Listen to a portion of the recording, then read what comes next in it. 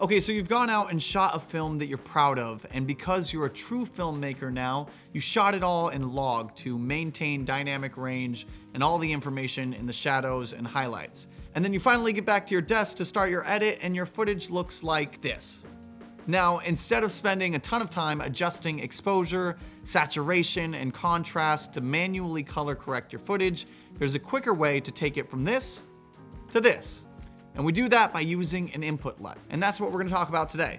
My name is Sam Newton, and welcome to this tutorial on how to use input LUTs in Adobe Premiere Pro's Basic Correction tab to achieve proper color correction for your footage. This is my second video in this series on properly understanding and utilizing LUTs within Premiere Pro. So if you missed the first one, kind of breaking down exactly what a LUT is, you can check that video out right here.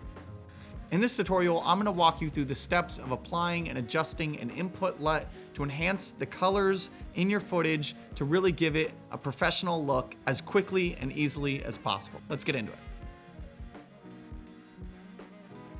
So first, let's understand what an input LUT is. Input LUTs are an essential tool to convert the color space of your footage from a starting point that is most likely going to be log and correct it to make it natural into a Rec. 709 that's consistent and accurate to what you saw the day of shooting. Input LUTs exist for all log color spaces, so you don't have to manually do this yourself. That's where these input LUTs come into play. They're essentially the first step of your process to color correct your footage and instantly bring back contrast, exposure, and saturation into your image so it looks much more natural.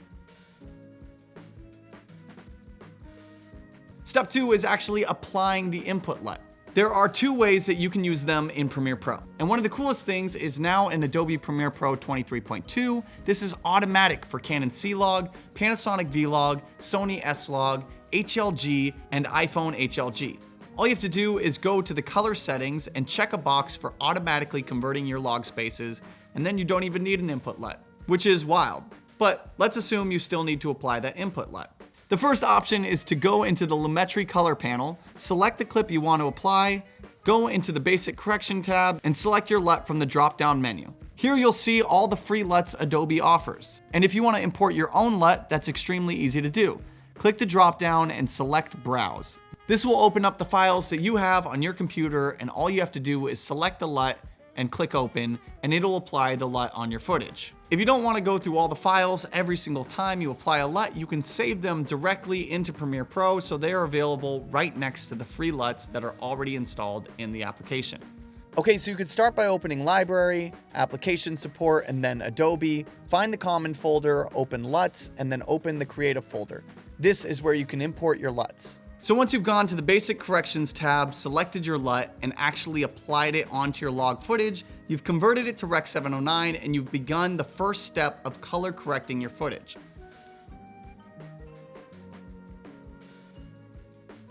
Now, I say first step because more often than not, these LUTs will get your footage to a very usable image. However, you're gonna wanna color correct it a little bit further to dial in the contrast, exposure, saturation, and white balance, which can all be done here within Premiere Pro.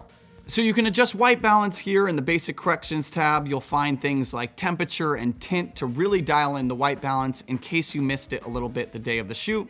And in the Lumetri color panel, it also offers controls for exposure, contrast, highlights, shadows, whites, and blacks. And use these sliders to really fine tune these settings to get it to a place that you're really confident in. Now, while this isn't the entire color correction process, an input LUT basically does the majority of the work for us. So now that we have our Rec. 709 clip and we have a nice balanced image, we can dive in and have a lot of fun creating the style in our image, which we'll talk about in the third video in this series, where we're gonna dive into creative LUTs and how to apply them to get your footage from here to here to here and create that stylized look. So I'll see you in the next video, and have a good one.